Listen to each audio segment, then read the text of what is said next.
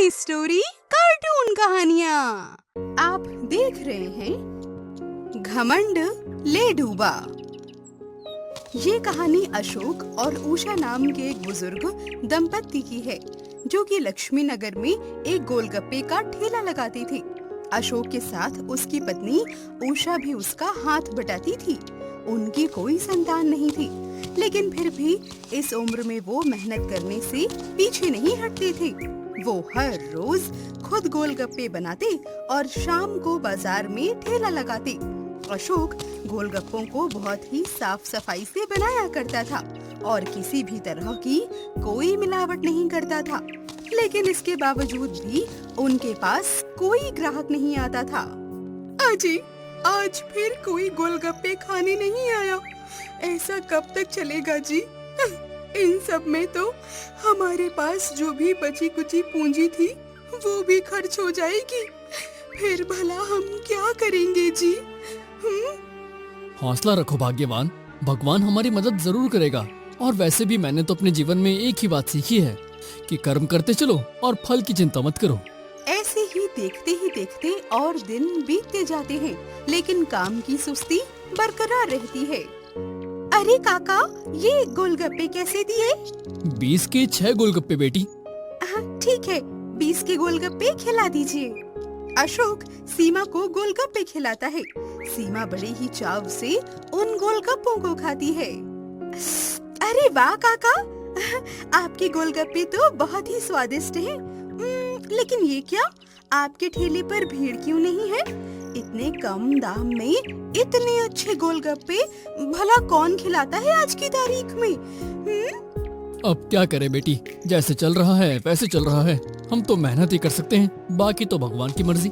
सीमा अशोक को पैसे देकर वहाँ से चली जाती है।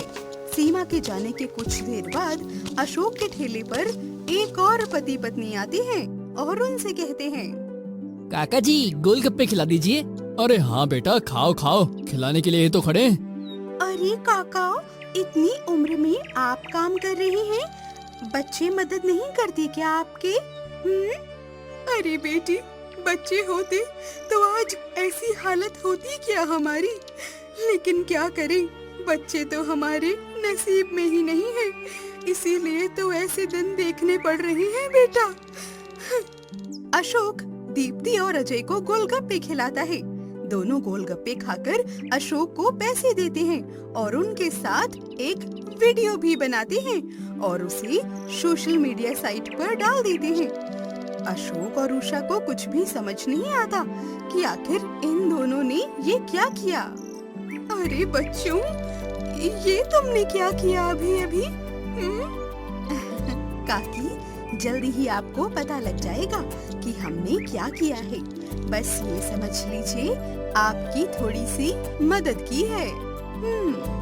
अब अगले दिन जब वो अपना ठेला लगा रहे थे, तो देखते ही देखते मानो वहाँ लोगों का हुजूम उमड़ पड़ता है।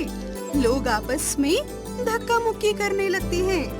अरे काका, जल्दी से हमें गोलगप्पे खिला दीजिए। सुना है आपके गोलगप्पे बहुत ही लाजवाब होते हैं। अरे पहले मुझे खिलाइए। दोनों इतने सारे लोगों को देखकर हैरान हो जाते हैं। अरे भाग्यवान, आज अचानक से इतने सारे लोग कहाँ से आ गए? पता नहीं जी, लेकिन आए तो हमारे ही गोलगप्पे खाने हैं। लेकिन रातों रात ये चमत्कार हुआ कैसे, समझ नहीं आ रहा। अशोक और उषा दोनों मिलकर सभी को जल्दी जल्दी गोलगप्पे खिलाते हैं, लेकिन भीड़ घटने की बजाय मानो बढ़ती ही जा रही थी। और तभी अशोक एक आदमी से पूछता है, अरे बेटा, तुम सब कहाँ से आए हो और तुम्हें हमारे बारे में किसने बताया? अरे काका, आप तो इस समय सोशल मीडिया के स्टार बने हुए हैं। एक ब्लॉगर ने आपका व्लॉग बना के डाला है, जिसे देखने के बाद ही हम सब दूर दूर से आपके पास आए हैं। ये देखिए। उमेश अशोक को वो वीडियो दिखाता है जिसमें वो दीप्ति और अजय को गोलगप्पे खिला रहा था। अब क्योंकि बाबा का गोलगप्पा ठेला बहुत फेमस हो गया था और लोग दूर दूर से आकर उनके साथ वीडियो बना रहे थे और गोलगप्पे खा रहे थे, तो अब अशोक के अंदर घमंड आ गया था और उन्होंने गोलगप्पों को बनाने के सामान में मिलावट करनी शुरू कर दी थी और साथ ही साथ गोलगप्पों के दाम भी काफी ऊंचे कर दिए थे। उसके व्यवहार में भी काफी परिवर्तन आ गया था। अरे ये आप क्या कर रहे हैं जी? ये तेल तो खराब हो गया है ना? अरे तुम चुप रहो और जो मैं कर रहा हूँ करने दो। वैसे भी अब तुम देखती नहीं हो कि कितनी भीड़ आती है मेरे पास रोज गोलगप्पे खाने। तो अगर मैं तेल या सामान में थोड़ी सी मिलावट कर दूंगा तो भला किसी को क्या पता चलेगा? ये आप ठीक नहीं कर रहे हैं जी। अरे हमने अपने बुरे समय में कभी गलत काम नहीं किया, कोई मिलावट नहीं की और आज जब सब कुछ ठीक हो गया तो आप ये कर रहे हैं? बहुत गलत बात है ये। भगवान इसके लिए कभी माफ नहीं करेंगे, कभी नहीं। अरे तुम मुंह बंद करो अपना और जाओ जाके पानी तैयार करो और जल्दी चलो, लोग हमारा इंतजार कर रहे होंगे। अब अशोक के अंदर घमंड पूरी तरह से पनप चुका था। वो अपनी पत्नी की भी कोई बात नहीं सुनता था। उसको पैसों से बढ़कर अब कुछ भी नजर नहीं आता था। अरे काका, आज तो मैं पैसे लाना भूल गया, कल दे दूं पैसे। जब जेब में पैसे नहीं होते हैं तो खाने को क्यों आते हो तुम लोग? सड़क छाप कहीं के, आगे से यहाँ आसपास भी नजर मत आ जाना। काका, मैं रोज आपके पास गोलगप्पे खाने आता हूँ, आज ही पैसे लाना भूल गया, वरना हमेशा देता हूँ ना। और ये क्या तरीका हुआ अपने ग्राहक से बात करने का? ग्राहक भगवान समान होता है, तो आप अपने भगवान के साथ ऐसा बर्ताव करते हैं? अरे जा निकल यहाँ से, नहीं तो मुंह तोड़ दूंगा तेरा। लगता है घमंड सर चढ़कर बोल रहा है। अरे तू जाता है या नहीं? तभी इतने में अशोक को ऐसा बोलता देख पास में खड़ा एक लड़का उनकी वीडियो बना लेता है और उसे सोशल मीडिया साइट पर डाल देता है। फिर क्या था, देखते ही देखते जो शोहरत और इज्जत लोगों ने उन दोनों को दी थी वो उनसे छिन जाती है और पहले की तरह अब उनके ठेले पर एक मक्खी तक नहीं बैठती थी। देखा आपने, मैंने आपको कितना मना किया कि ऐसा मत कीजिए, लेकिन आपने मेरी एक नहीं सुनी। सुन ली होती तो आज हमें ये दिन नहीं देखना पड़ता। अरे भगवान ने हमें कितना सुख दिया था, सब कुछ ठीक कर दिया था, लेकिन आपके घमंड ने सब कुछ बर्बाद करके रख दिया, सब कुछ। अशोक जानता था कि ये सब उसके घमंड की वजह से हुआ है, लेकिन अब वो चाहकर भी कुछ नहीं कर सकता था, क्योंकि उसकी छवि लोगों के बीच में खराब हो चुकी थी। अपने घमंड की वजह से वो सब कुछ खो चुका था, या यूं कहीं कि उसका घमंड ही उसे ले डूबा था। इस कहानी से हमें ये शिक्षा मिलती है कि घमंड में जब इंसान दूसरों के साथ बुरा बर्ताव या बेईमानी करने लगता है तो उस इंसान का बुरा वक्त कभी भी आ सकता है और उसका वो सब उससे कभी भी छिन सकता है जिसका उसे घमंड होता है। आप देख रहे हैं जादुई मंगल ग्रह पर ढाबा। एक बार की बात है, एक रुद्रपुर नाम का गांव हुआ करता था। उस गांव में एक राधा नाम की औरत अपनी दो बेटियों सीता और गीता के साथ रहती थी। सीता और गीता दोनों सगी बहनें नहीं थीं।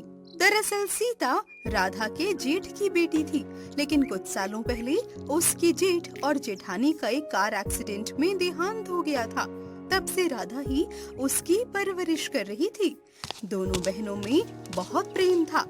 राधा का गांव में एक ढाबा भी था जिस पर तीनों लोग मिलकर बहुत अच्छे से काम किया करते थे। अब ये लो माँ, आज की कमाई। ठीक है बेटा, इसे तू अभी अपने पास ही रख। एक दो दिन में कुछ पैसे और हो जाएंगे तो इसे बैंक में डाल देना। ठीक है माँ। वैसे दिवाली आने वाली है और मेरे पास कोई नए कपड़े भी नहीं है। नए कपड़े दिलवा दो ना माँ, प्लीज। ठीक है, कल बाजार चली जाना। दोनों बहनें अपने अपने लिए नए कपड़े ले लेना, ठीक? अब अगले दिन सुबह उठकर सीता और गीता दोनों राधा की खाना बनाने में मदद करती हैं और दोपहर को बाजार कपड़े खरीदने चली जाती हैं। अब सीता तुम यहीं पर रुको, मैं अभी आती हूँ। इतने में सीता के कंधे पर एक औरत हाथ रखती है और वो उनकी बुआ होती हैं। अरे सीता बिटिया, तू यहाँ? हाँ बुआ, वो हम कपड़े खरीदने आए थे। वो तो ठीक है। वैसे तेरी माँ राधा कैसी है? जी वो भी ठीक है। अरे मेरी बच्ची, तू कितनी भोली है। देख बेटी, मैं ये बोलना तो नहीं चाहती, लेकिन क्या करूं, आखिर तेरी बुआ जो ठहरी, तुझसे बहुत प्यार करती हूँ मैं। अरे तू जिसे माँ माँ कहती है ना, वो तेरी कोई सगी माँ नहीं है और बस तुझसे प्यार का नाटक करती है। वो सब अपना काम निकलवाने के लिए करती है। अरे तू तो महारानी है। ये जो ढाबा है ना, अरे ये तेरे माँ बाबा का था, इस राधा का थोड़ी ही। वो तो इसने तेरे माँ बाप के जाने के बाद हथिया लिया। और तू देखना, जब तेरी शादी होगी तो अपनी बेटी की शादी वो किसी बड़े घर में करेगी और तुझे डाल देगी यहीं कहीं झोपड़ी में। अरे बेटी, ऐसा दिन ना आए, इससे पहले ही तू अपना हिस्सा मांग ले उससे और निकाल फेंक उन माँ बेटी को। समझी? तुझसे प्रेम करती हूँ इसलिए समझा रही हूँ तुझे बेटा, वरना मुझे क्या। अब इस तरह से सीता के कान भरकर उसकी बुआ वहाँ से चली जाती है और सीता के मन में मानो ये बात घर कर जाती है। अब वो पहले जैसी बिल्कुल नहीं रही थी। राधा और गीता की शक्ल मानो उसे काटने के लिए दौड़ती थी। एक दिन तभी राधा उससे कहती है, अरे बेटी देखना, कढ़ी खत्म हो गई है, जाकर जरा जल्दी से बना तो दे। मुझे नहीं बनानी कोई कढ़ी, आप ही बना लीजिए जाकर। अरे मैं कोई नौकरानी हूँ क्या? जब देखो मुझ पर अपना भाषण झाड़ती रहती हैं आप। अरे ये क्या हो गया है तुझे? कैसे बात कर रही है तू? बिल्कुल ठीक कह रही हूँ मैं। अरे तुम मुझसे एक नौकरानी की तरह काम करवाती हो, कभी ये कर दे कभी वो कर दे। अरे सारे काम भला मैं ही क्यों करूं? ये काम तुम्हें और तुम्हारी बेटी को करने चाहिए। और हाँ, एक बात और, जिस ढाबे के पैसे को तुम अपने बैंक में डालकर बढ़ा रही हो ना, ताकि एक दिन अपनी बेटी को बड़े से घर में ब्याह सको, ध्यान रखना, मैं ऐसा कुछ होने ही नहीं दूंगी। ये ढाबा मेरे माँ बाबा ने खोला था, जिसकी वारिस अब सिर्फ मैं हूँ, तुम दोनों नहीं। इसीलिए तुम दोनों को इस पर कोई हक नहीं मिलेगा। अब निकल जाओ यहाँ से। सीता के मन में भरी इतनी कड़वाहट को देखकर मानो राधा का दिल ही टूट जाता है और वो वहाँ से रोती हुई घर पर आ जाती हैं। लेकिन सीता अभी भी रुकती नहीं है और घर पर आकर राधा और गीता का सारा सामान उठाकर घर से बाहर फेंक देती है। आज से तुम मेरी माँ नहीं हो और ये मेरी बहन नहीं है, समझी? जाओ अपना ये सामान उठाकर अभी के अभी निकलो यहाँ से। और हाँ, आज के बाद कभी मुझे अपनी शक्ल तक मत दिखाना, निकलो यहाँ से। अरे सीता, ये तुम्हें क्या हो गया है बहन? मेरी बात तो सुनो। ए खबरदार, जो मुझे छुआ तो अभी के अभी पुलिस को बुला लूंगी। आज तक तुम माँ बेटी ने मेरा बहुत फायदा उठाया, मुझसे नौकरानी की तरह काम करवाया और अपने सारे अरमान पूरे किए। लेकिन अब नहीं, मैं तुम दोनों की चाल अब समझ चुकी हूँ। और हाँ, जो अकाउंट है ना जिसमें सारे पैसे हैं, उसे भी मैंने सीज करवा दिया है। तुम दोनों उसमें से एक पैसा तक नहीं निकाल पाओगी, समझी? सीता ऐसा बोलकर उन दोनों के चेहरे पर ही दरवाजा बंद कर देती है और वो दोनों बेचारी अपना सामान उठाकर शहर की ओर चल देती हैं। धीरे धीरे शाम हो जाती है। कहाँ जाना है, क्या करना है, उन्हें कुछ भी समझ नहीं आ रहा था। चलते चलते दोनों बहुत थक जाते हैं। तभी सामने उन्हें एक मंदिर नजर आता है। गीता उसकी सीढ़ियों पर अपनी माँ को बिठाती है और उनसे कहती है, माँ आप यहीं पर बैठिए, मैं कुछ खाने को लेकर आती हूँ, ठीक है? ऐसा बोलकर वो वहाँ से चली जाती है। माँ से तो कह दिया है कि खाना लेकर आती हूँ, लेकिन मेरे पास तो एक फूटी कौड़ी तक नहीं है। अब मैं क्या करूँ? हे भगवान, अब आप ही हमारी मदद कीजिए। इतने में गीता की नजर दो कुत्तों पर पड़ती है जो कि सड़क के बीचों बीच खड़े हुए थे और उधर से तेज रफ्तार में गाड़ी चली आ रही थी। गीता जल्दी से उन कुत्तों को वहाँ से भगा देती है, लेकिन इस चक्कर में खुद उसकी टक्कर उस गाड़ी से हो जाती है और गीता जब अपनी आंखें खोलती है तो खुद को वो किसी अजीब से ग्रह पर पाती है, जिसे देखकर वो चौंक जाती है। तुम कौन हो और ये मैं कहाँ आ गई हूँ? हाँ? डरो नहीं गीता, तुम सही जगह आई हो। ये मंगल ग्रह है, हम तुम्हें यहाँ लाए हैं। हमने तुम्हारे ढाबे के खाने के बारे में बहुत सुना है और हमारा भी मन हुआ कि हम भी तुम्हारे हाथ का बना हुआ खाना खाएं। अगर तुम हमें खाना बनाकर खिलाओगी तो हम तुम्हें यहाँ मंगल ग्रह पे जमीन दिला देंगे और तुम यहाँ आकर अपना ढाबा खोल सकती हो। और ये देखो, ये सामने एक दीवार है, इसको पार करके तुम धरती पे जा सकती हो और यहाँ भी आ सकती हो। क्या सच में? अब फिर मैं अपनी माँ को भी यहीं पर बुला कर ले आती हूँ, क्योंकि खाना तो हम दोनों मिलकर ही बनाते हैं।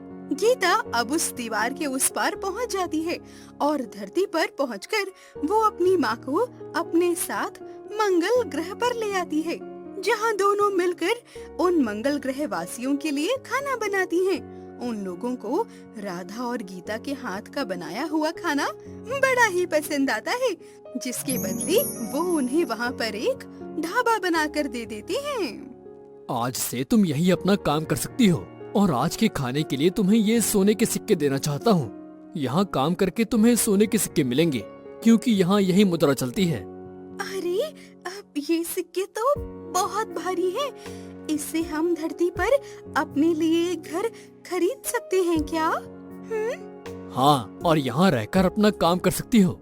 राधा और गीता अब दोनों मंगल ग्रह पर अपना ढाबा खोल लेते हैं और वहाँ से मिले सोने के सिक्कों को बेचकर धरती पर एक सुंदर सा घर भी बना लेते हैं और खुशी खुशी रहने लगती हैं। और वहीं दूसरी ओर सीता की बुआ सीता के सारे पैसे और सारा काम चौपट करवा देती है और सीता को उसकी नासमझी की सजा मिल जाती है। इस कहानी से हमें ये शिक्षा मिलती है कि दूसरों की बातें सुनकर अपनों के साथ बुरा करने वाले का भी अंत में खुद के साथ भी बुरा ही होता है। आप देख रहे हैं मोमोज वाली जादुई नदी। उत्तराखंड के एक सुंदर से गांव रुद्रप्रयाग में राजू नाम का एक लड़का रहता था, जिसके परिवार में उसकी माँ सीमा, उसके पिता विनोद और एक बड़ा भाई वरुण और बहन अंकिता थी। राजू अपना ज्यादातर समय एलियंस वाली प्रोग्राम देखकर बिताया करता था। वो अपनी बिल्ली मुस्की के साथ खेलता रहता।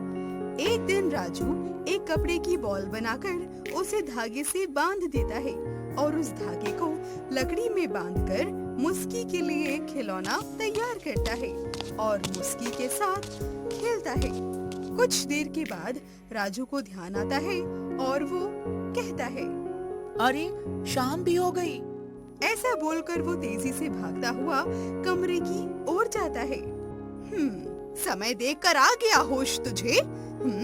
अब टीवी खोलकर बैठ जाएगा, है ना? माँ, तुझे तो पता है इस समय मुझे टीवी देखना होता है। राजू मुस्कुराते हुए टीवी खोलकर बैठ जाता है और उसी समय विनोद यानी उसके पिता वहाँ आते हैं। ये देखो मैं क्या लाया हूँ। ऐसा बोलकर वो सबको बुलाते हैं और पिता की आवाज सुनकर सभी बच्चे और सीमा भी विनोद के पास आते हैं। ये लो सीमा, तुम्हें संतरी कलर पसंद है ना? ये संतरी कलर की साड़ी और ये घड़ी वरुण तुम्हारे लिए। थैंक यू पापा। और ये चॉकलेट्स अंकिता बेटी तुम्हारे लिए। थैंक यू सो मच पापा, आप कितने अच्छे हैं। ये चॉकलेट्स तो मुझे बहुत पसंद है। अरे तभी तो लाया हूँ, और ये मोमोज राजू के लिए। हाँ, आपको कैसे पता चला कि मुझे मोमोज खाने का मन है? ये बात तो पूरे गांव को पता है कि तुम्हें मोमोज कितने पसंद है। तुम तो तीनों वक्त मोमोज खा सकते हो।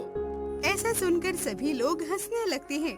अगले दिन राजू स्कूल जाता है और अपने दोस्तों को एलियंस के बारे में बताता है जो उसने कल रात को टीवी पर देखे थे, जिसे सुनकर एक लड़का गोलू उससे कहता है, अबे मोमोज, तू फिर से चालू हो गया। ये एलियंस वगैरह कुछ नहीं होते। हंसते हुए वो राजू का मजाक उड़ाने लगता है। अच्छा, तुम अभी रुको, मैं एलियन की शक्ति से तुम्हें एक मोटे से मोमोज में बदल दूंगा। आओ एलियंस, मुझे शक्ति दो और इस गोलू को एक मोटे से मोमोज में बदल दो। ऐसा बोलकर वो अपनी जेब से एक टॉर्च निकालता है और गोलू के मुंह पर चला देता है, जिससे डरकर गोलू रोने लगता है। उसे लगता है कि यहाँ पर सचमुच में एलियंस आ गए हैं और वो रोते हुए उससे कहता है, मुझे माफ कर दो राजू, मैं आइंदा से ऐसा कुछ नहीं कहूँगा, मुझे माफ कर दो। उसे देखकर सभी लोग हंसने लगते हैं और वहाँ से चले जाते हैं। स्कूल की छुट्टी होने पर रास्ते में गोलू राजू को घेर लेता है और उसे परेशान करने लगता है और अपने दोस्तों के साथ मिलकर उसका मजाक उड़ाने लगता है। अबे अब क्या हुआ? चल अपनी मदद के लिए किसी एलियन को क्यों नहीं बुलाता? ऐसा बोलते हुए राजू को वो लोग बहुत परेशान करने लगे।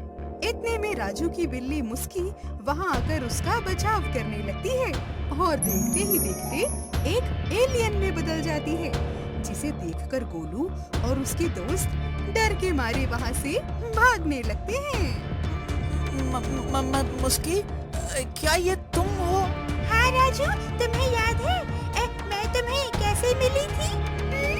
हाँ, तुम मुझे नदी के पास मिली थी। उस समय तुम बहुत छोटी थी और जख्मी भी, तभी मैं तुम्हें अपने साथ ले आया था। हाँ, दरअसल मैं दूसरे ग्रह से आई हूँ और जब मैं यहाँ आई थी तो उस नदी में गिरने की वजह से मेरा स्पेसशिप खराब हो गया था और मैं जख्मी हो गई थी। और जब मैं अपने स्पेसशिप से बाहर आई तब मैं एक बिल्ली को देखा और उसका रूप धारण कर लिया, जहाँ से तुम मुझे अपने घर लेके गए थे और मुझे इतना सारा प्यार दिया था।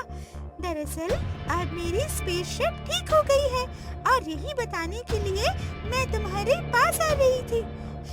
तुमने मुझे इतना सारा प्यार दिया और मेरा इतना ख्याल रखा, तो मैं इसके बदले में तुम्हें कुछ देना चाहती हूँ। राजू, तुम्हें मोमोज बहुत पसंद है ना? ऐसा बोलकर वो राजू को जादू की मदद से टेलीपोर्ट करके उसी नदी के किनारे लेकर आई जहाँ वो पहली बार मिले थे और उससे कहती है, राजू, नदी में हाथ डालो और मन में मोमोज के बारे में सोचो। जल्दी। लेकिन क्यों? जितना मैं तुमसे कह रही हूँ उतना करो और फिर देखना इस नदी का जादू। इतना सुनकर मुस्की की बात मानते हुए राजू नदी में अपना हाथ डालता है और उसके हाथ में बहुत सारे मोमोज आ जाते हैं। वो मोमोज कोई आम मोमोज नहीं थे, वो औषधि से भरे हुए थे जो गंभीर से गंभीर बीमारी को भी ठीक कर सकते थे। राजू, ये केवल तुम्हारे हाथों से ही बाहर निकलेंगे और ये टेस्टी होने के साथ साथ बहुत बड़ी बीमारी को भी ठीक कर पाएंगे। ऐसा बोलते हुए वो वहाँ से चली जाती है। अब राजू का जब भी मन होता तो वो उस नदी में से मोमोज निकालकर खा लेता। अब राजू की छुट्टी होने के बाद अक्सर मोमोज खाने वो नदी के पास आ जाता, जिसे गोलू देख लेता है और एक दिन उसका पीछा करने लगता है। जब राजू नदी के पास पहुंचता है तो गोलू उसे छिपकर देख रहा होता है। गोलू देखता है कि राजू नदी में से मोमोज निकालकर खा रहा है, जिसे देखकर गोलू दंग रह जाता है और मन ही मन सोचता है, राजू, तुम अकेले अकेले इन जादुई मोमोज का फायदा नहीं उठा सकते। ऐसा सोचते हुए वो राजू के जाने का इंतजार करने लगता है। कुछ समय के बाद राजू वहाँ से चला जाता है और गोलू बाहर आता है और हंसते हुए कहता है, अब ये सारे मोमोज मेरे हैं। ऐसा सोचते हुए जैसे ही मोमोज खाने के लिए वो नदी में हाथ डालता है, लेकिन मोमोज के बदले उसे बहुत सारा कूड़ा मिलता है, जिसे देखकर उसका मानो मन ही खराब हो जाता है। ये सब क्या है? वो राजू नदी में हाथ डालता है तो मोमोज निकलते हैं, तो फिर मेरे हाथ डालने पर कूड़ा क्यों निकल रहा है? मैं इस नदी को अपने पापा से कहकर भरवा दूंगा, फिर देखता हूँ कि यह कैसे उस राजू को मोमोज देती है। तभी उस नदी में से एक जोरदार लहर बाहर निकलती है और गोलू नदी के अंदर चला जाता है और बचाओ बचाओ चिल्लाने लगता है। इतने में वहाँ मुस्की एलियन के रूप में आती है और उससे कहती है, मैंने तुम्हें पहले भी कहा था ना कि तुम राजू को परेशान करना बंद कर दो, लेकिन तुमने मेरी एक नहीं मानी। और तो और तुम उसके मोमोज की जादुई नदी को भी खत्म करना चाहते हो। अब यही रहो, यही तुम्हारी सजा है। मुझे माफ कर दो, मैं आज के बाद राजू को कभी परेशान नहीं करूँगा। प्लीज मुझे बचा लो, मैं डूब जाऊँगा।